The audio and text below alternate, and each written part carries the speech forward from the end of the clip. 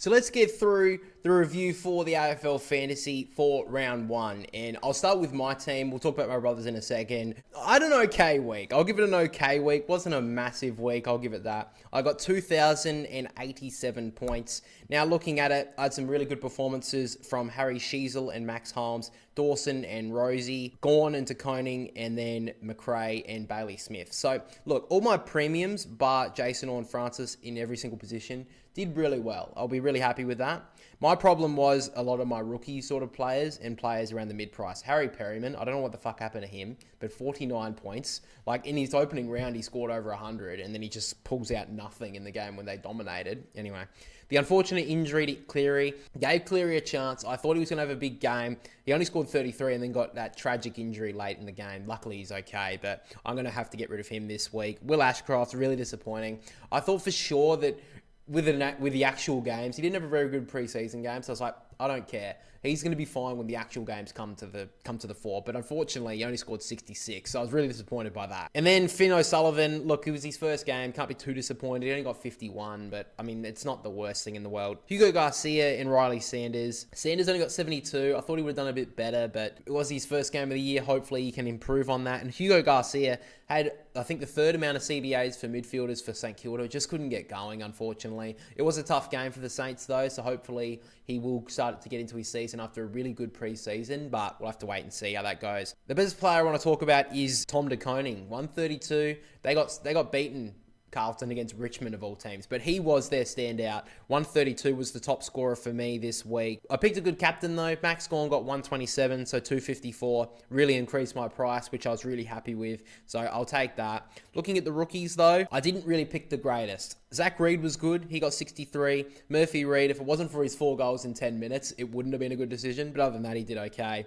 But then there were a couple of not the greatest. James Leake only scored 14, and he played pretty much the full game. So I was really disappointed by that. Archer Reid, I should have gone with Harry Boyd. I was tossing and turning. I went with the multiple positions. That wasn't the right decision, though. Should have done better. And Sam Davidson, I'm happy that I put him on the bench. 53 is not the worst, but as an emergency, when I was expecting him to score around 60 to 70, 53 is not the greatest. But look, at the end of the day, I don't really mind. I can take that. And then looking at my brother's team, he did really well. He scored 2,175. Now, he actually ranked inside the top 1,000 for the whole of AFL Fantasy. He ranked in 845. So I'm not going to say he copied my team because he didn't. But I think what he's done is he's taken a lot of my advice over the years when I've been really carrying the AFL Fantasy in our family. And he's done really well to keep up. So I do congratulate him on a really good performance. And I'll be like the guru for him from now on because he did really well. But looking at both the teams, looking at his team, he had captain on Jordan Dawson. He did really well. He did have Toby Nankervis. Now, Gawn did score more, but Nankervis is cheaper. So I actually like that move that he did. And some of his team, and his team's actually really, really good. His midfield, none of them scored under 70, and one of them was James Peatling. So that probably wasn't the greatest pick, but I mean, you take it when you score. When your lower price players like O'Driscoll and Ashcroft both score 80s, and then Lucas Kemperali, who was literally a basement price player, gets 76, you take that 100%. And the one thing he did as well is he actually didn't pick Harry Perryman. A lot of people picked Harry Perryman. He went with Jaden Short.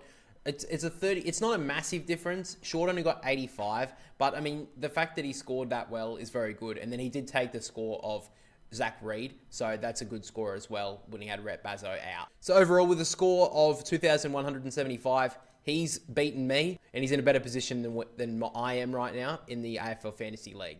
But before we go any further, a message from me. If you guys enjoy the content and you want to see more, then make sure to become a member on the channel today. For just $4 a month, you can get early access to video essays, access to live recording to the Boundary Riders podcast, along with exclusive stream perks and much more. And something that I'm super excited to introduce to channel membership this year is the members vote. Every week with the review, you can cast your vote to have your say on the Boundary Riders medal. So for all that and more, click the link down below, and for the added bonus of getting an extra inch onto your member, then do it now. But anyway, let's get back into the content. But let's get to our trades for this week. So my trades at the moment are Connor Stone out for Xavier Lindsay, and I got rid of Luke Cleary or Trainer. So basically what I've done here is I've seen that Trainer's going to get cash. It looks like he's going to get games. So I'm putting Trainer in. Looks like he's going to get a good use. Cleary obviously out with injury, and he could be out for a bit. So that's really unfortunate. And then Connor Stone went up 50K from his 2 games that he's already played. But the fact is now they've got the bye. I think it's time to just get rid of him. I would have got rid of James Leake, but he's in a position where I can't really get rid of him. So I got rid of Connor Stone at the moment. He only scored a couple of 50s, so I'm okay with that. And Xavier Lindsay, what a performance in his first game. 90 plus, was one of the highest scoring rookies over the weekend.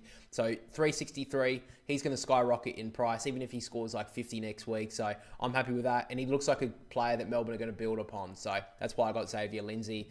But with my brother's trades, he got rid of Harvey Langford for Max Hall for St Kilda, and he got rid of Murphy Reid for Xavier Lindsay. Now, my belief of why he got rid of Murphy Reid is because his score was inflated by the 4 goals in 10 minutes, which he's not going to do every game. But he also picked up Xavier Lindsay, which I feel like is the same reason for me. But Max Hall, in a really disappointing performance from St Kilda, he scored quite well. So I can see why he picked him up. Midfield forward as well. So got a little bit of versatility there to use him as a reserve going forward. But Harvey Langford did start as the sub, which was really disappointing. I was hoping he was going to play a full game, but let's hope he does in the coming weeks. But finally, let's move to the ladder for our AFL fantasy competition. Now, I currently sit in 32nd spot. We have about 80 people in the comp, so kind of middle range. My brother did really well. He's in 4th spot right now. But we have to mention, if you guys can see in top spot right now, Lucas M, pub feed with sauce, scored 2,291. Very good score to start off with. If you look at his overall ranking, he is the number 1 AFL fantasy team in the country right now. Maybe the world. I don't know how many people are doing it outside of Australia, but he is the number 1. So if you're watching this, dude, good on you for winning. Represent our channel, okay? Give us credit for your team, because you've obviously been watching our tips and not taking them, because you're doing really well. So congratulations on Lucas being a part of the league and being on top of the entire competition of AFL fantasy. So he's right now in the chance for a car. I think he may have got a gift voucher as well. So if you are here and watching this, congratulations to you, mate, because you did really well. That is basically the review for our AFL fantasy teams. Make sure to let me know down below, guys, how you feel about your AFL fantasy team going forward. Make sure to let us know as well down below about your trades that you're going to be doing this week and how you're kind of managing your team going through the season of buys early on this season.